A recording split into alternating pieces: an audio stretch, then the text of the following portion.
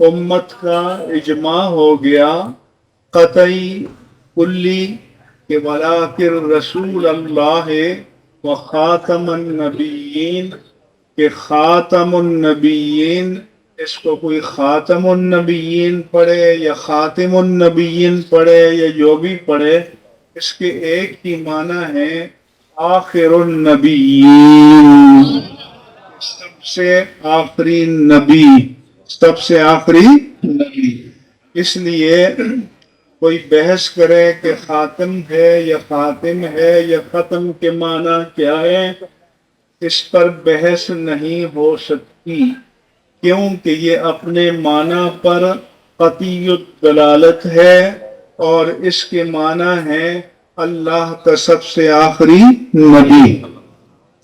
کسی نے کہا ہے کہ تقدم و تأخر ذاتی میں بذات کوئی فضیلت نہیں ہے، لیکن ہم ان کو بتانا چاہتے ہیں کہ اللہ تبارک و تعالی نے خاتم النبیین یہ مقام مدح میں بیان کیا ہے اور یہ مقام فضیلت میں بیان کیا ہے۔ اس لیے میرے آقا و مولا صلی اللہ علیہ وآلہ وسلم عطائے نبوت کے حوالے سے سب سے پہلے نبی تھے، اور اعلان نبوت کے حوالے سے سب سے آخری نبی تھے۔ اس لیے غار حرا میں جب آپ پر پہلی وحی ربانی نازل ہوئی تو یہ عطائے نبوت نہیں تھا، یہ اعلان نبوت تھا، یہ declaration of the prophethood تھا، یہ حضور کی نبوت کا اعلان تھا۔ اس لیے آپ کا عطائے نبوت کے اعتبار سے سب سے مقدم ہونا اور اعلان نبوت کے اعتبار سے سب سے مؤخر ہونا، یہ آپ کی ذاتی فضیلت ہے۔ اس کے ساتھ ساتھ یہ بات بھی آپ کی خدمت عالیہ میں عرض کر دوں کہ اللہ کے رسول نے فرمایا کہ کان النبی یبعث الی قومہ خاصہ وارسلت الی الخلق کافہ، کہ مجھ سے پہلے جتنے بھی انبیاء کرام تشریف لائے، ہر نبی ایک خاص زمانے کے لیے، ایک خاص علاقے کے لیے، ایک خاص قوم کے لیے آیا، مگر میرے آقا نے فرمایا کہ جب میری باری آئی تو نہ علاقے کی تحدید رہی، نہ زمانے کی تحدید رہی، نہ مخاطبین کی تحدید رہی، حتیٰ کہ انسانوں کی تحدید بھی نہیں رہی۔ آپ نے فرمایا کہ مجھے تمام مخلوق کی طرف رسول بنا کر بھیجا گیا ہے۔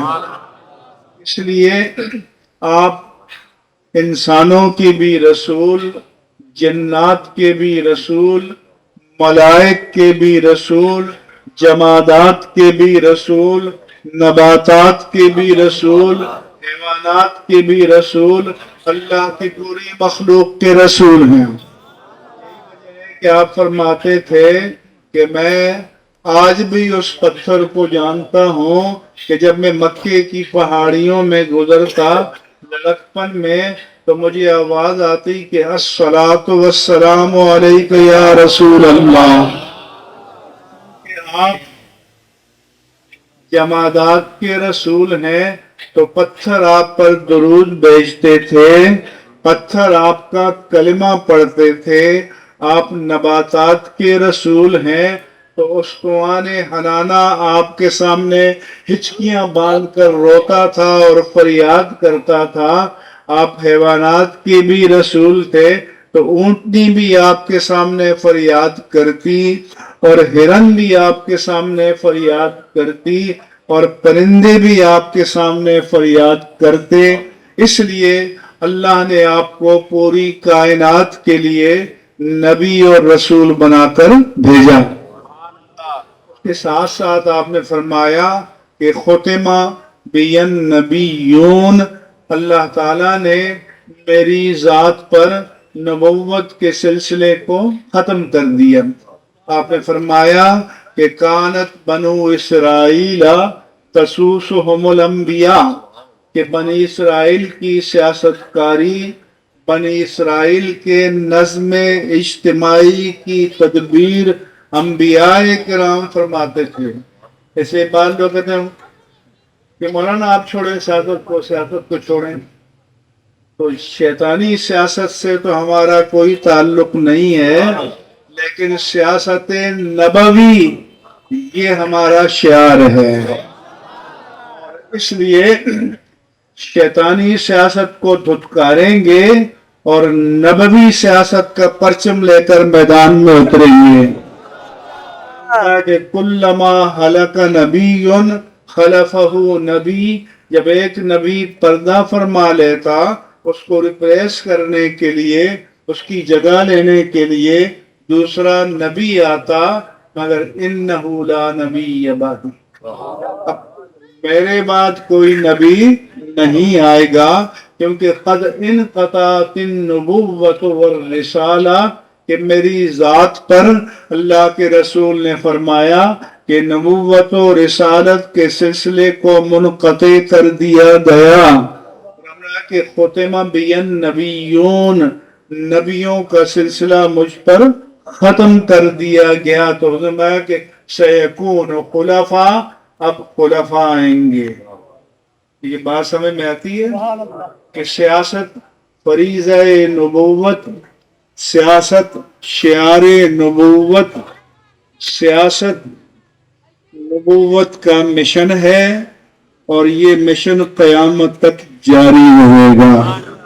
اس لیے جو نبی کا غلام ہے وہ کبھی سیاست سے دستبردار نہیں ہوگا، کیونکہ جب مومنین مخلصین میدان سیاست کو دوسروں کے لیے چھوڑ دیں گے تو خانہ خالی را دیو گیرن، تو پھر خالی جو گھر ہوتا ہے اس میں دیو جنات آصب کا بسیرا ہو جاتا ہے۔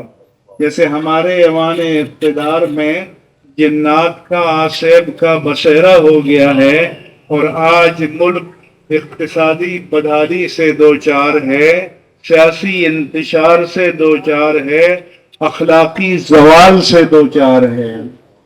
میں یہ بھی کہنا چاہتا ہوں کہ کسی کو لیڈر ماننا چاہو تو مانو، لیکن یہ جو نعرے لگا کر عشق مصطفیٰ کے دعوے کرتے ہو، تو جس لیڈر کے دروازے پر سینکڑوں کے مجمع کے سامنے یہ کہا گیا کہ تاریخ کے دو خوش نصیب والدین حضرت عبداللہ اور حضرت آمینہ تھے، اور پھر اکرام اللہ نیازی اور شوکت خانم، سب سے خوش نصیب بیٹا محمد مصطفیٰ تھے، پھر عمران خان نیازی، یہ مانو گے؟ زور سے جواب دو۔ ہمارا تو یہ ہے کہ نبی کی نظیر ہو ہی نہیں سکتا۔ اور جب میں نے اس پر گرفت کی، کہنے کہ وہ تو بچہ تھا، میں نے کہا بچہ نہیں، بچے کے منہ میں کس نے ڈالا ہے؟ ہمیں وہ چاہیے۔ اور جو اسٹیج پر تالیاں بجا رہے تھے ان سے پوچھنا ہے۔ اس لیے جہانگیر کی محبوبہ تھی اس کی بیوی نور جہاں، تو ایک مسئلہ آیا، اس نے فرمائش کی تو نور جہانگیر نے نہ مانا، تو نور جہاں نے کہا کہ تو مرا دل نہ دادئی، تو نے مجھے اپنا دل نہیں دیا تھا، تو اس نے کہا دل دادم ایمان دادا، دل دیا تھا ایمان نہیں دیا۔ اس لیے یہ اگر ان چیزوں پر سودا کرو گے تو یہ سارے نعرے بیکار ہیں۔ اس لیے تو میں کہتا ہوں کہ نعروں کو اپنے وجود میں جذب کرو، اپنی روح میں جذب کرو، اپنے قلب میں ثبت کرو، تاکہ آپ کا معلوم ہو جائے کہ ان نعروں کی معنویت کیا ہے۔ اس لیے تو پھر پہلا سد راہ جناب صدیق اکبر، اور 1450 سال بعد انہی کی اولاد میں سے علامہ شاہ احمد نورانی صدیقی۔